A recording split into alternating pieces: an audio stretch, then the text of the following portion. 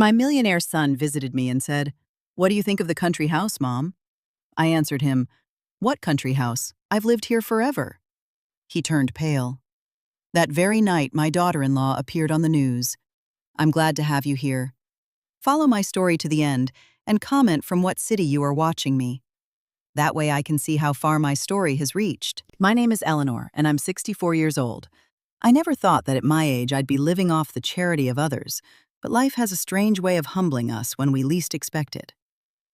It was a Tuesday afternoon when I heard the engine of an expensive car idle in front of the house where I stay. From the kitchen window, I watched Marcus, my son, step out of his black BMW.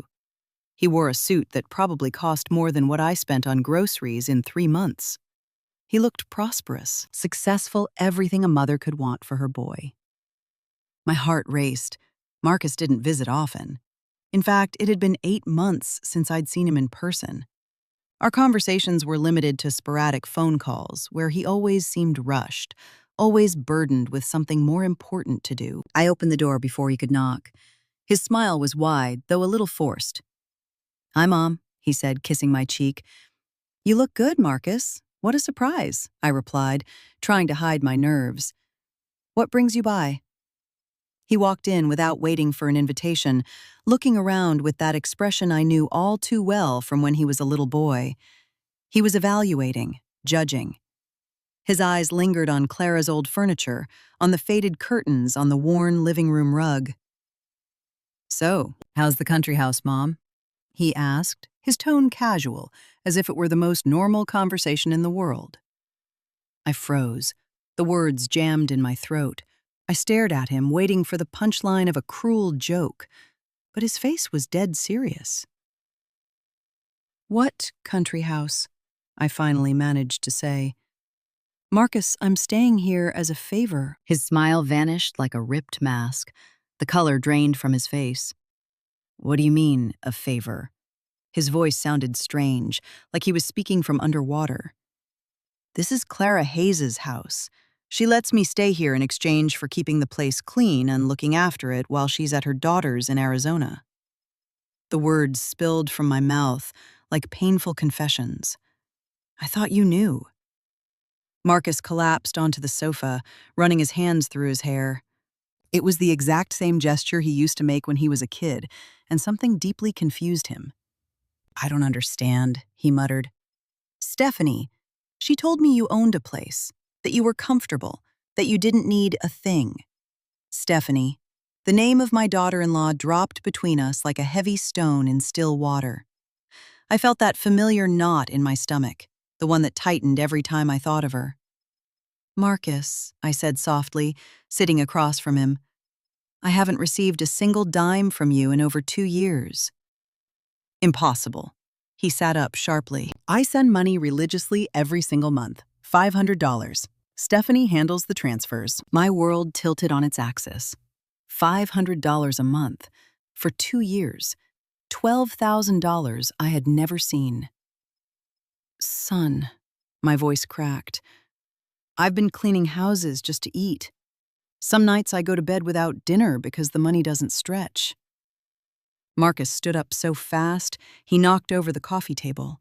His eyes were glassy, like a man waking up from a decade-long coma. "She told me you were refusing the money out of pride," he whispered, "that you preferred to be independent." A bitter laugh escaped my lips. "Pride, Marcus. I've had to borrow money from Clara just to buy my blood pressure medication. Last month, I had to choose between paying for the bus to the doctor or buying groceries." I watched my son process this reality, his fists clenched and unclenched repeatedly. The successful man who had walked through my door was crumbling right before my eyes.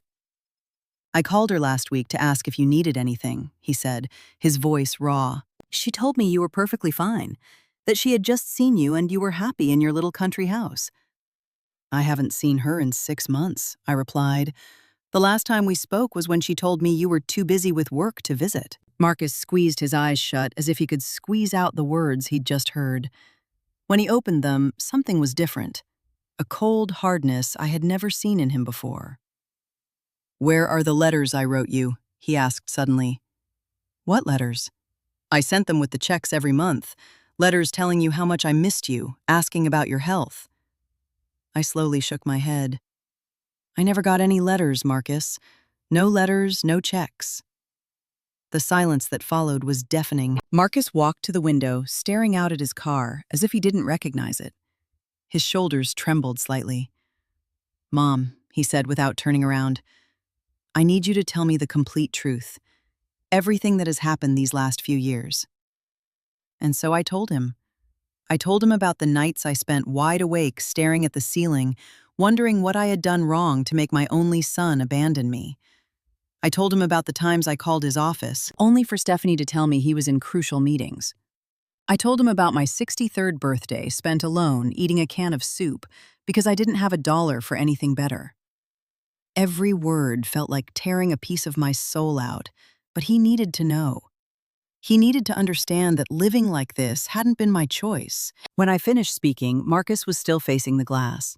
His shoulders rose and fell as he fought to control his breathing. "Forgive me," he finally said, his voice barely a whisper. But I knew forgiveness wouldn't be enough. Not this time. Marcus stayed late into the night. I watched him check his phone over and over, dialing numbers and hanging up before they connected. Finally, around 9, I heard him talking to Stephanie. "We need to talk," he told her. It was a voice I didn't recognize. Ice cold, controlled. I couldn't hear her response, but I saw Marcus's jaw clench tight. "I don't care if you have plans. Cancel them." When he hung up, he looked at me with an expression that brought me right back to his teenage years, to the day he found out a friend had betrayed him. "I'm going home to clear this up," he said. "You'll be okay here tonight." I nodded, though the truth was, I wasn't sure of anything anymore. My world had flipped upside down in a matter of hours. The next morning, Marcus returned. He looked like he hadn't slept a single second. His eyes were bloodshot, carrying that hollow, devastated look people get when they realize their entire reality was built on a lie. "What happened?" I asked, though a dark part of me already knew. He sat heavily at the kitchen table. "Stephanie denies it. She says there was never any money set aside for you, that I'm confused." "And do you believe her?" Marcus let out a dark, bitter laugh. "I went through our bank statements all night.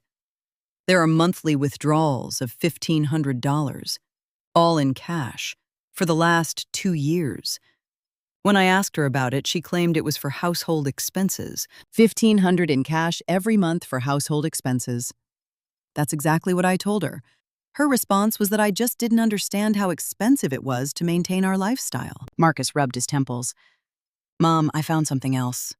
He pulled out his phone and swiped through a series of photographs. Stephanie at high-end restaurants weighed down by designer shopping bags. Stephanie at a luxury spa I recognized from television commercials. "These pictures are from the last 6 months," he explained. "She posted them on her Instagram. Look at the dates." I studied them carefully. One photo of Stephanie in a high-end salon was dated the exact same day I had begged Clara for a loan to buy groceries. And this. Marcus slid his finger across the screen. This is from last week. It was a shot of Stephanie lounging at a luxury retreat in Napa Valley. The caption read, "Needed a break from the stress. Sometimes a woman just has to take care of herself." "That week," Marcus said, his voice shaking with rage, "she told me she had gone to visit you. Said you were doing fine, but feeling a little depressed. She actually suggested I shouldn't come by because you might feel overwhelmed with too many visitors." I felt like I had been punched in the gut. "Marcus, I don't get visitors. You were the first person to walk through that door in months." My son squeezed his eyes shut and buried his face in his hands. "How could I be so stupid?" "You're not stupid," I told him, though my own anger was starting to boil over. "You trusted your wife. That's what you're supposed to do." "But I should have called you directly. I should have just driven over." "Every time you tried, she had an excuse. That I was sick, that I was traveling, that I was out with friends." The memories began locking into place in my mind like pieces of a sick, twisted puzzle. "Marcus, do you remember last Christmas? She told me you didn't want to celebrate, that you were going through an antisocial phase. I spent that Christmas alone, waiting for the phone to ring. My voice broke. I cooked dinner for two, thinking maybe you'd change your mind and show up. I watched that piece of information completely destroy him. Marcus stood up abruptly and started pacing the worn carpet. "There's more," he finally said. "I checked our phone records. Stephanie has been blocking your numbers on our home network." "What does that mean?" "It means that whenever you tried to call me, the phone didn't even ring on my end. She rigged the system so your calls went straight to a voicemail box, a box only she checked." The betrayal felt physical, like a heavy boot pressing down on my chest. Why would she do something like this? Marcus stopped pacing and stood in front of me. "I don't know, Mom, but I'm going to find out." He pulled out his phone again and started making calls, first to his bank, demanding detailed statements, then to a man he referred to as a private investigator. "Yes, I need you to run a deep dive on my wife's finances," he said into the receiver. "Stephanie Morrison. I want to know exactly where every cent has gone for the past 2 years." While he spoke, I thought about all the times I had reached out to him, the calls that were never returned, the messages that vanished into the void, the letters I had written by candlelight but never sent because I couldn't afford the stamps. "The investigator is going to tear through everything," he told me when he hung up. "Bank accounts, credit cards, all of it. And if he finds something," Marcus looked at me with a dark, chilling expression I hadn't seen since a neighborhood bully had hurt one of his friends at the park years ago, "then Stephanie is going to wish she had never been born." That afternoon, while Marcus waited for the initial reports from the investigator, he pieced together more of the deception. "Do you remember when you caught pneumonia 2 years ago?" he asked. "Of course. I nearly died because I couldn't afford the medicine. Stephanie told me you were fine, said it was just a common cold. She convinced me not to go see you because I might catch it, and I had a massive presentation that week. I was in the hospital for 3 days." Marcus clenched his fists. She knew. She had to have known. Marcus's phone buzzed. It was the private investigator. "You have something already?" Marcus answered instantly. I only heard his side of the conversation, but the pauses told the whole story. "How much?" A pause. "For how long?" A longer, heavier pause. "Do you have the proof?" When he finally lowered the phone, he looked like he had just seen a ghost. "Mom," he said slowly, "I think this is much, much worse than I thought." The following days felt like living inside a fever dream, where everything you thought was real is exposed as a cardboard set. Marcus hired James Reynolds, a private investigator who specialized in family financial fraud. I didn't even know such a profession existed until that moment. "Your daughter-in-law has been incredibly careful," James explained during our first meeting at Clara's house. "But people like her always leave a paper trail." Marcus sat beside me, scribbling in a notebook as if he were preparing to argue a case before a judge. His transformation was staggering. The successful, distant son had vanished, replaced by someone fierce, focused, and dangerous. "What have you found so far?" he asked James. "Well, the monthly $500 transfers stopped exactly 2 years ago." James began shuffling through his files. "But the cash withdrawals continued. Stephanie has been siphoning that money for personal use." "What kind of personal use?" I asked, dreading the answer. James looked at me with deep sympathy before speaking. "Beauty treatments, designer clothing, jewelry, luxury travel. Over the last 2 years, she has blown through more than $40,000 in what she categorizes as personal care." $40,000. It was more money than I had ever held in my hands. "And the letters?" Marcus asked. "The letters I wrote for my mother." "Right." James pulled out a thick manila folder. "I found something very interesting regarding those." He flipped the folder open, revealing a thick stack of envelopes. I instantly recognized Marcus's handwriting on the front. "Where did you find those?" Marcus leaned forward, stunned.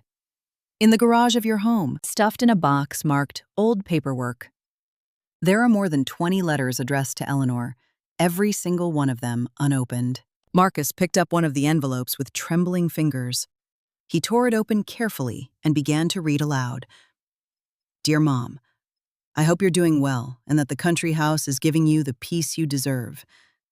This month's check is a little late because we had a glitch with the bank, but Stephanie assured me she'd get it to you first thing tomorrow." His voice broke. He couldn't keep reading. I gently took the paper from his hands. I picked up where he left off. "I miss our talks. Stephanie tells me you've been incredibly busy with your new friends from the gardening club, but I'd love to see you soon. Maybe next week I can drive up." Tears spilled down my cheeks. "Gardening club," I whispered. "I don't even know anyone with a backyard." James cleared his throat softly. "There's more, Eleanor. Did you ever try calling your son at his office?" "Dozens of times, especially when I was desperate for money, but his secretary always told me he was in meetings." I spoke with Mary Sims, his secretary. She told me she never actually received a call from you. Stephanie gave her strict instructions. If an older woman called asking for Marcus, Mary was to say he was completely unavailable. Marcus stood up with such force his chair crashed to the floor. "Stephanie told Mary that?" "Yes, according to Mary, Stephanie explained that you were suffering from early-onset dementia and that your calls were highly disruptive to Marcus's work." "Dementia?" I cried out, my indignation finally boiling over. "She told his secretary I have dementia." "There's more," James continued relentless. "Stephanie also reached out to several of your former neighbors and friends. She told them you had become deeply paranoid, that you were fabricating stories about being abandoned by your family." The room spun around me. She hadn't just stolen my money and severed my connection to my son. She had systematically assassinated my reputation. "That's why Rose Martin stopped speaking to me," I muttered, remembering my old neighbor who had been a dear friend for years. "And why Carol never returned my calls." Marcus was pacing the floor like a caged animal. "What else, James? I need all of it." "Well, there is one last thing. Stephanie has been telling people that you receive substantial government assistance and don't require any outside help." "Government money, Social Security," James clarified. "But when I pulled the records, your Social Security check is barely $800 a month. Stephanie has been telling everyone you pull in over $2,000. With $800, I can't even rent a decent apartment," I said, the humiliation burning like acid in my chest. Marcus stopped pacing, dropped to his knees in front of me, and took my worn hands in his. "Mom, you are never going to go through this again. I swear it to you." "But there's something I just don't understand," I said. Why go to these extremes?" James and Marcus exchanged a dark look. "That's the exact question we've been trying to answer," James said. "But I think we just found the motive." He pulled out another folder twice as thick as the first. "Mr. Morrison, did your wife ever mention any personal financial trouble? Debts from before you were married?" Marcus frowned. "No, never. She always claimed her family came from money." "Well, it turns out that's a complete fiction." James opened the file. "Stephanie has credit card debt dating back to well before your wedding. Massive debt." "How much?" Marcus asked. "Roughly $60,000 when you got married. Money she burned through to maintain the illusion of an independent, successful woman." "But that was years ago," Marcus argued. "I paid off her accounts when we got married." "You paid them, yes, but Stephanie never stopped spending. She has quietly accumulated a mountain of new debt across accounts you know nothing about." James dropped a stack of bank statements onto the table. Credit cards exclusively in her name, personal loans, even high-interest cash advances. Marcus flipped through the pages, the blood draining from his face with every turn. This totals over $80,000. Exactly. And this is where the money meant for your mother becomes crucial.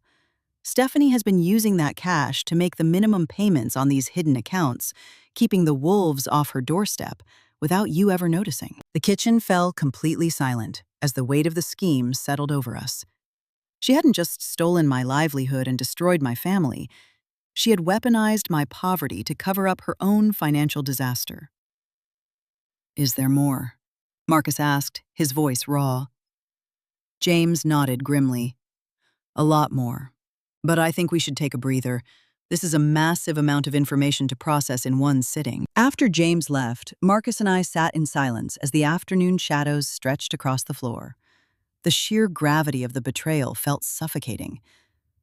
"How did I not see it?" Marcus finally whispered. "Because she's a master at what she does," I replied, "and because you trusted her." "But I should have seen the red flags. I should have looked closer." "Marcus," I cut him off, "do not blame yourself. She played us both." But inside, my mind was racing. If Stephanie had been this meticulous, this sociopathic in hiding her tracks, what else was she capable of? And more importantly, what would she do when she realized the walls were closing in? As if reading my mind, Marcus leaned forward. "Mom, I need you to be incredibly careful. Stephanie cannot know we are digging into this." "Do you think she's dangerous?" Marcus looked at me with an expression that will haunt me to my grave. "After everything we've just uncovered, I have no idea what she's capable of anymore." A week after our last meeting, with James, Marcus walked through my door wearing a look I had never seen on him. It wasn't just anger or sorrow. It was something deeper, something lethal. "What happened?" I asked the second he stepped inside. "James found the motherlode, Mom. Something that goes way beyond just stealing from you." He sat heavily on the couch and held up his phone. "Stephanie wasn't just robbing you. She's been scamming a lot of other people." The blood froze in my veins. "What do you mean?" "Remember that charity she worked for? The one you said helped families in need?" Marcus let out a hollow, terrifying laugh. "Well, turns out she was helping a family in need. Her own." He turned the screen toward me. It was a breaking news article. The headline read, "Charity Director Arrested in $500,000 Fraud Scheme." And right beneath it was a mugshot of Stephanie, handcuffed, being escorted by 2 federal agents. "When did this happen?" I asked my mind, struggling to process the image. "Last night. James called me at dawn. Apparently the feds have been building a case against her for months." I read the article with trembling hands. Stephanie had been embezzling funds from an organization dedicated to providing relief for elderly citizens living below the poverty line. The irony was so vicious it physically hurt. $500,000, I murmured. "Over how long?" 3 years. The skimming started right around the exact same time your checks stopped coming." Marcus stood up and began pacing the living room. "There's more, Mom. It gets so much worse." He pulled a thick binder from his briefcase. "James handed me this at 7 a.m. It's a copy of the federal indictment." He flipped the binder open and began to read. "Stephanie Morrison, 34, allegedly diverted funds earmarked for senior assistance programs, including housing, food, and medical relief." Every syllable felt like a slap to the face. While I was starving, while I was rationing my blood pressure pills, my daughter-in-law was raiding the vault meant to keep people exactly like me alive. "But wait," Marcus said, his voice vibrating with pure rage. "Here is the part that actually made me throw up." He pulled out a supplemental document. "Mrs. Morrison justified several large fraudulent withdrawals by claiming the funds were being used to pay for the intensive care of her elderly mother-in-law, who allegedly suffered from severe dementia and required a specialized residential facility." The room stopped spinning. Everything just went dead still. "What?" "Yeah, Mom. She used you as her alibi. She told the federal auditors that the stolen cash was paying for your room and board at a high-end nursing home." "But I've never set foot in a nursing home." "Exactly. She forged the receipts. She forged medical evaluations. She fabricated the entire paper trail." Marcus slammed the documents onto the coffee table. "She used your name and your age to steal from people who were literally dying for help." I felt profoundly nauseous. She hadn't just robbed me. She had worn my face like a mask to rob other vulnerable seniors. "Is there anything else?" I asked, unsure if my heart could take another hit. Marcus nodded grimly. "The FBI found a shadow account, an offshore shell opened exclusively in her name where she parked the stolen cash." "How much is in it?" "At the time of the raid, over $200,000. $200,000. While I was scrubbing other people's toilets, while I was counting pennies at the grocery store just to buy a loaf of bread, She had $250,000 sitting in the dark. Marcus, I said slowly, I need you to tell me the absolute truth right now. How long have you been in the dark about this? Mom, I swear to God, I had no idea. If I had known, I'm not blaming you, I interrupted, but I need to understand. All this time, she looked you in the eye and told you I was thriving. Marcus sank into the chair across from me, his eyes shining with unshed tears. Every single time I asked about you, she fed me a story, said you had your routines, your friends, that you were fiercely independent and loving your life. And you believed her. Why wouldn't I? She was my wife. I thought she was my partner. Just then, Marcus's phone rang. It was James. What do you have? Marcus answered sharply. I listened to the quiet rhythm of the one-sided conversation, watching the blood drain from my son's face all over again. Are they sure? A pause. How many victims? Another agonizing pause. Understood. Yes, we'll be there. When he ended the call, he looked like he had aged a decade in 60 seconds. What now? I asked. The federal investigators want to speak with you. Apparently, you aren't the only family Stephanie played. What do you mean? Marcus dragged his hands down his face. They found at least 6 other families where she ran the exact same playbook. She convinced adult children that their elderly parents were being perfectly cared for, while she intercepted and drained the funds meant to keep them alive. 6 other families? Yes, and in a few of those cases, the parents died without their kids ever knowing the squalor they were actually living in. The horror of that reality hit me like a freight train. I mean that if I hadn't driven up here that afternoon, if I hadn't made that stupid comment about the country house, you could have... He couldn't finish the sentence. Died of neglect while my son believed I was living in luxury. Marcus nodded, the tears finally breaking free and tracking down his cheeks. We sat in the heavy silence for a long time, letting the sheer magnitude of the evil wash over us. This wasn't just theft. It wasn't just manipulation. It was predatory. It was lethal. Marcus, I finally said, what happens now? Stephanie is sitting in a federal holding cell. They denied bail because of the sheer amount of money and the extreme flight risk. His voice was dead, stripped of all emotion. The feds want you to testify about what she did to you. Me in federal court? Yes, your testimony is the linchpin. It establishes the exact psychological manipulation she used to justify the embezzlement. The thought of sitting on a witness stand terrified me, but beneath the fear, a spark ignited. A feeling I hadn't experienced in years. Power. The power to drag the truth into the light. The power to ensure Stephanie never destroyed another family again. When? I asked. 2 weeks. But Mom, there is one more thing you need to know. What is it? Marcus looked at me with a complex expression, a mix of deep shame and absolute resolve. When Stephanie gets out of federal prison, if she ever gets out, she is going to be penniless. Every dime she stole is being seized and redistributed to the victims. He paused. And that includes the money she stole from you. What are you saying? I'm saying the $12,000 she intercepted, plus interest, is coming back to you. And there's more. He pulled a legal document from his binder. I am suing Stephanie civilly for extreme emotional distress and damages. My legal team believes we can secure a massive settlement for the hell she put you through. For the first time in 2 torturous years, I felt something resembling hope. Not only was I going to get my life back, but Stephanie was going to pay for every lie, every manipulation. Every single night I lay awake wondering why my boy didn't love me anymore. And us, I asked, what happens to us? Marcus knelt in front of me and grasped my hands tightly. We are going to be fine, Mom. I promise you. You will never, ever go through something like this again. That night, for the first time in 24 months, I slept a deep, dreamless sleep. I slept knowing the nightmare was finally over and the truth was holding the knife. The day of the trial arrived faster than I expected.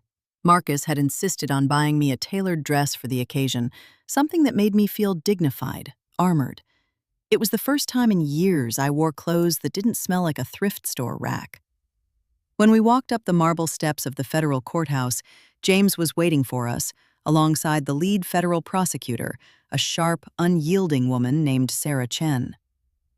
"Eleanor," Sarah said, shaking my hand with a firm grip, "your testimony is the silver bullet for this case. Are you ready?" I nodded, even though a flock of birds was panicking in my stomach. "Stephanie is going to be in there. She will be sitting right at the defense table," Sarah confirmed. "But don't you worry. We are the ones holding the cards." When the heavy oak doors swung open and we stepped into the courtroom, my eyes instantly locked onto Stephanie. She looked entirely different, diminished, fragile.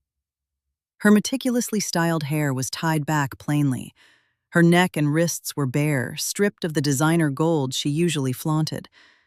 But when our eyes met across the aisle, I saw the exact same ice in her stare.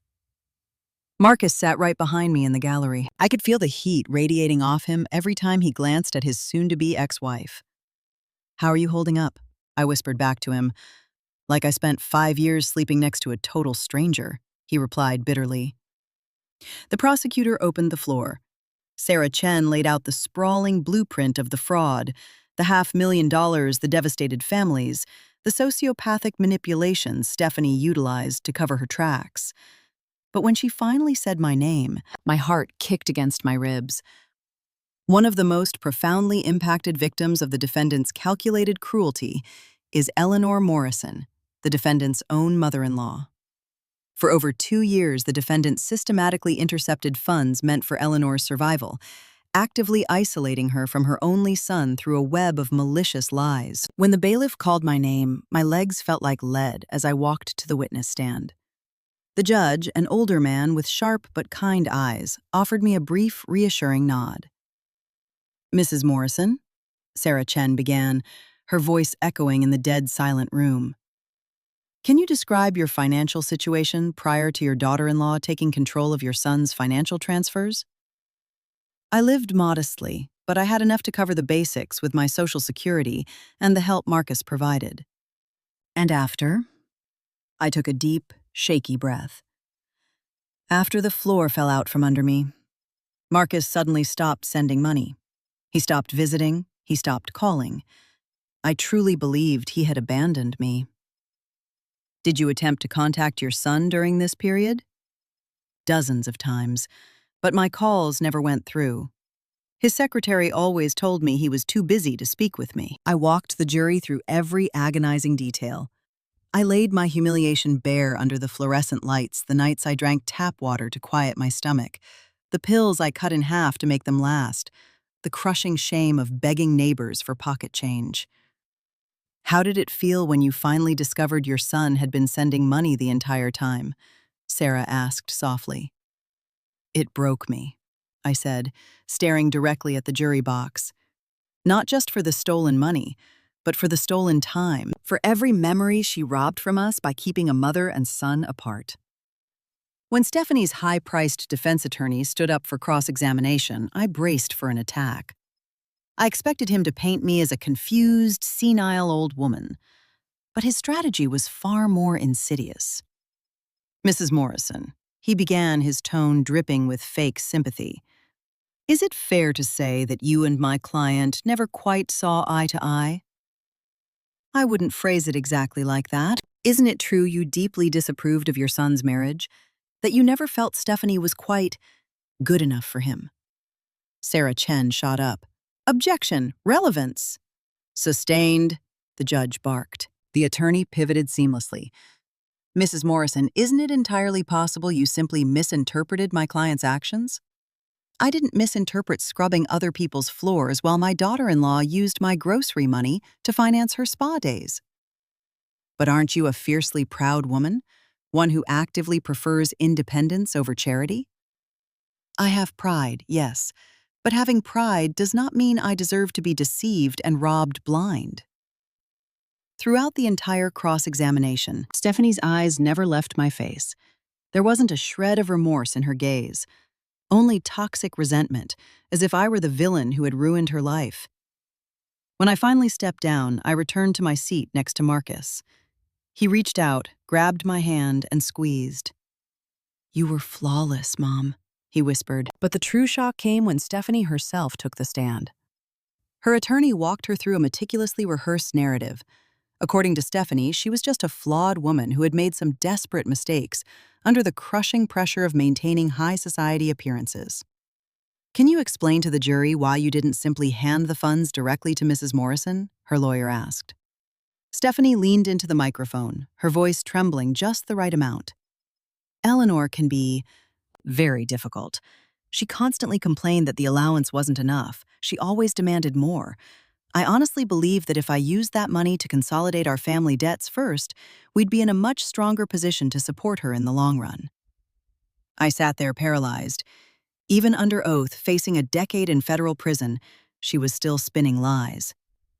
"And the intercepted letters?" her attorney prompted.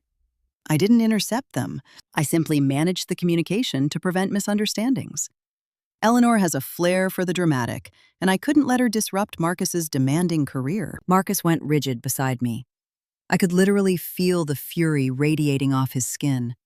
But then it was Sarah Chen's turn for cross-examination. "Mrs. Morrison," Sarah began, her voice cutting through the room like a scalpel. "Can you explain exactly why you instructed your husband's secretary that his mother was suffering from dementia?" Stephanie faltered. The rehearsed poise cracked. I don't recall phrasing it exactly like that." "You don't recall? We have a sworn affidavit from Mary Sims confirming you explicitly stated Eleanor suffered from early-onset dementia and that her calls triggered severe distress for your husband." "She must have misunderstood my concern. And can you explain why you utilized your mother-in-law's identity to justify fraudulent disbursements from the charity?" That was an administrative oversight." "An administrative oversight.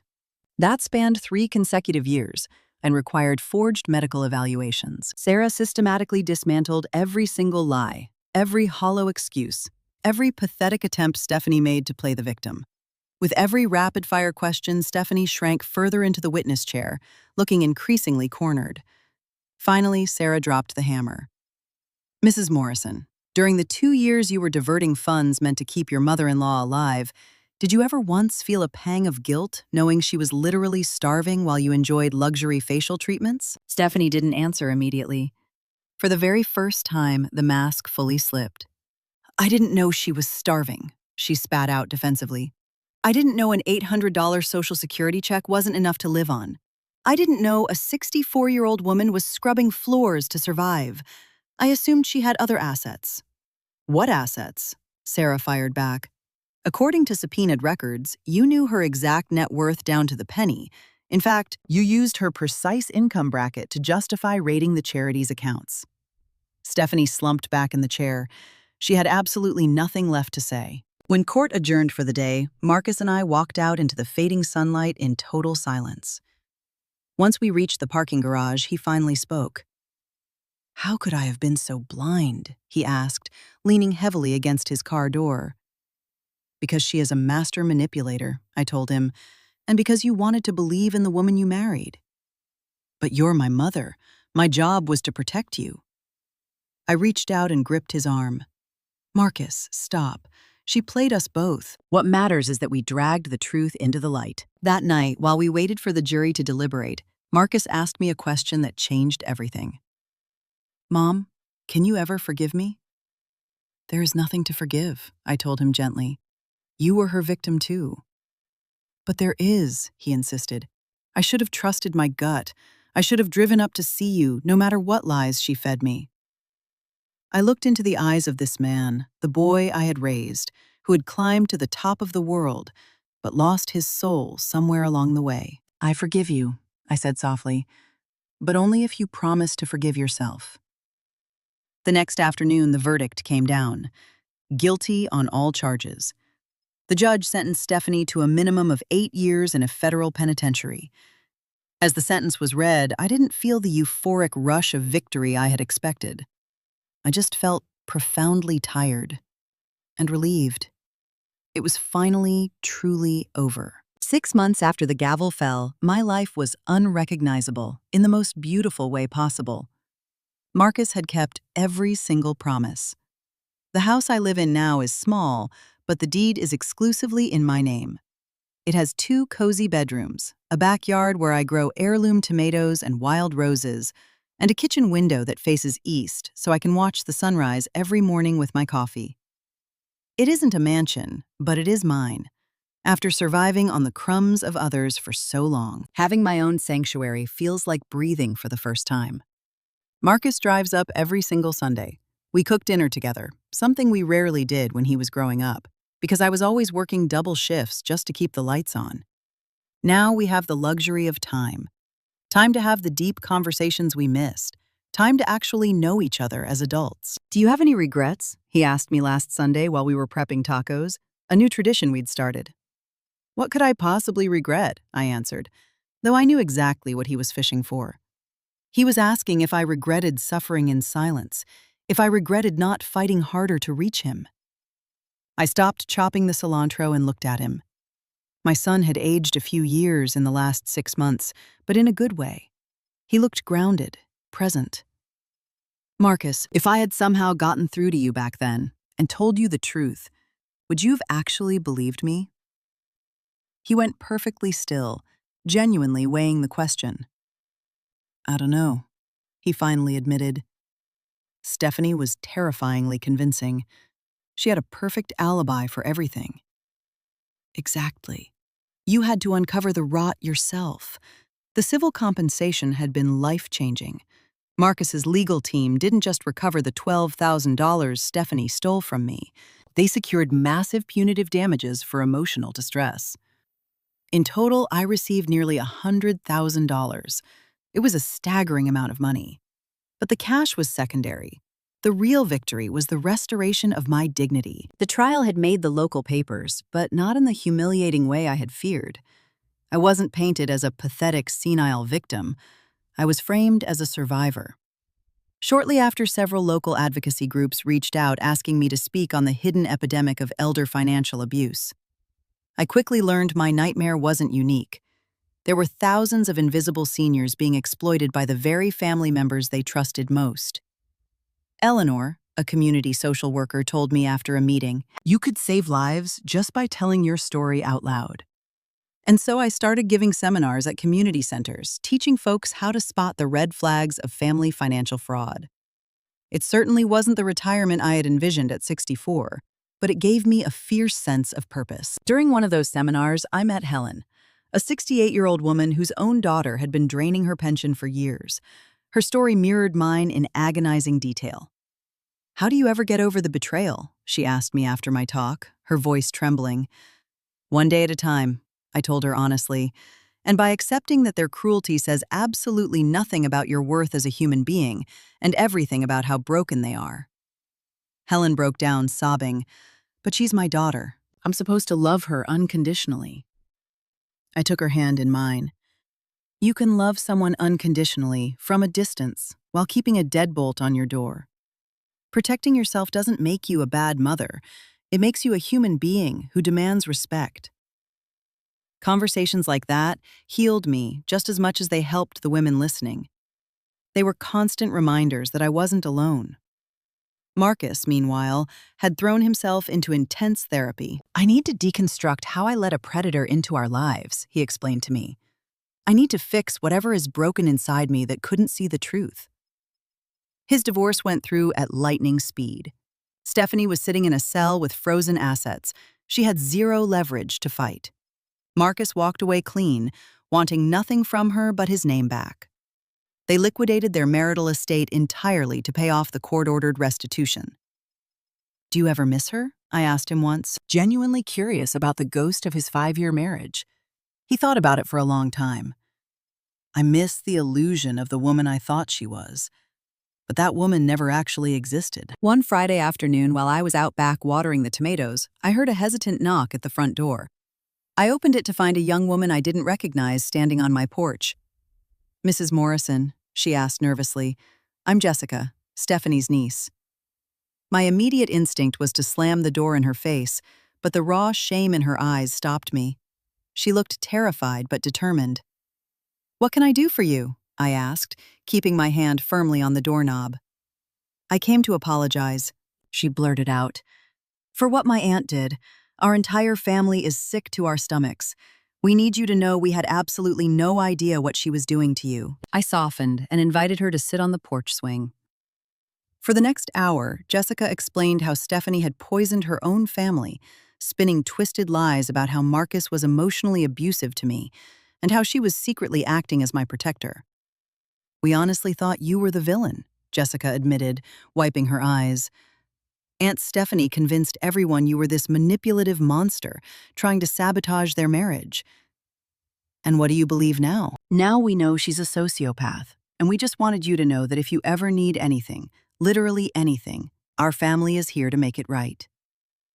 After Jessica drove away, I sat on the porch for a long time, marveling at the sheer blast radius of Stephanie's lies. She hadn't just tortured me and Marcus. She had weaponized her own family, manipulating them into hating a woman they had never even met. When Marcus came over for our Friday dinner, I told him about Jessica's visit. "How did that make you feel?" he asked. "Lighter," I admitted. "Knowing her family doesn't despise us makes the air feel a little cleaner." "Have you ever thought about going down to the prison to see Stephanie?" he asked out of nowhere. The question caught me off guard. Why on earth would I do that? "I don't know, closure? To look her in the eye and make her apologize?" I let the idea settle for a second, then shook my head.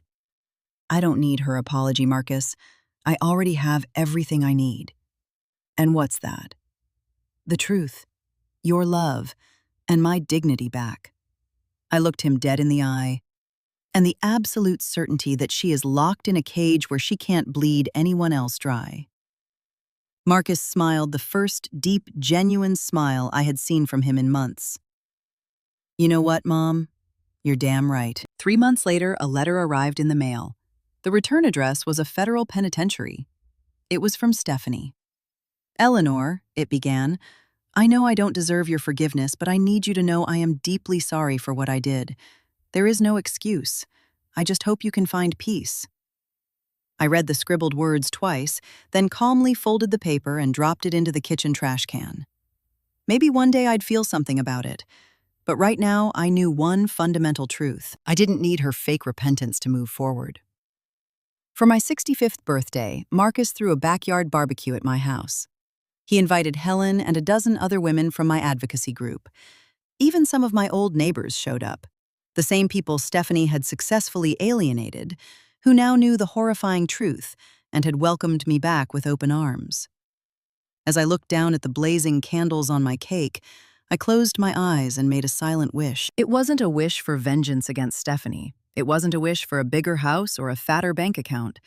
My wish was simply for more days exactly like this one. Days surrounded by people who valued me for my soul, not for what they could extract from my wallet. "What did you wish for?" Marcus whispered after I cut the first slice. "Nothing," I smiled up at him. "I already have everything I need." And it was the absolute truth. At 65 years old, I had learned the hard way that true wealth isn't measured in BMWs, country houses, or secret offshore accounts. It is measured in authentic connections, in unshakable personal dignity, and in the sheer power to pull others out of the dark. Stephanie had tried to strip mine my entire existence. She came for my money, my blood, my reputation, and my sanity. But in the end, she failed to take the only thing that actually mattered. She couldn't break my spirit. Every morning when I watch the sun crest over the horizon from my kitchen window, I don't feel bitter about the hell I walked through. I feel profound gratitude for the iron-willed woman I became to survive it. Justice had swung its heavy hammer, but more importantly, I had finally found my way back home. A life lived on my own terms, anchored in dignity and surrounded by a love that could never be bought. Eleanor's story is a profound reminder of how vulnerable our elders can be, and how easily the illusion of a perfect life can mask a devastating reality. This narrative is not just a tale of betrayal. It is a powerful lesson in the necessity of direct, unfiltered communication within our families. In our fast-paced modern lives, it is far too easy to rely on second-hand information, text messages, or the assurances of a spouse, without taking the time to truly connect with our aging parents. We must remember that true wealth is never measured by luxury cars, designer clothes, or the image we project to the world, but rather by the authenticity of our relationships and the dignity we afford to those who raised us. Eleanor's resilience teaches us that no matter how dark the circumstances, the human spirit possesses an incredible capacity to heal, to forgive, and to turn profound pain into a beacon of hope for others. When we face betrayal, we have a choice: to let bitterness consume us or to rise above it and use our scars to protect the vulnerable. Let this story urge you to pick up the phone today, drive to see your loved ones and look them in the eyes, to ask how they are truly doing. Do not let assumptions or busy schedules build walls between you and the people who need your love the most. By fostering open, empathetic, and direct relationships, we can protect our families from manipulation and build a foundation of trust that no deceit can ever destroy. Please keep in mind that the story we just shared is created strictly for educational purposes, designed to raise awareness about elder vulnerability and to inspire deeper familial connection. Listening to Eleanor's journey deeply moves me because it strips away the noise of modern life and forces us to look at what truly matters. It breaks my heart to think about how many unseen seniors are suffering in silence, victims of the very people they should be able to trust. Greed has a terrifying way of blinding people to the humanity of others, turning loved ones into mere stepping stones for selfish desires. However, what inspires me most is not the darkness of the deception, but the blinding light of Eleanor's unbreakable dignity. She shows us that true strength isn't about avoiding pain, but about surviving it without losing your compassion. I believe that Marcus's realization is a wake-up call for all of us to be more present and less distracted.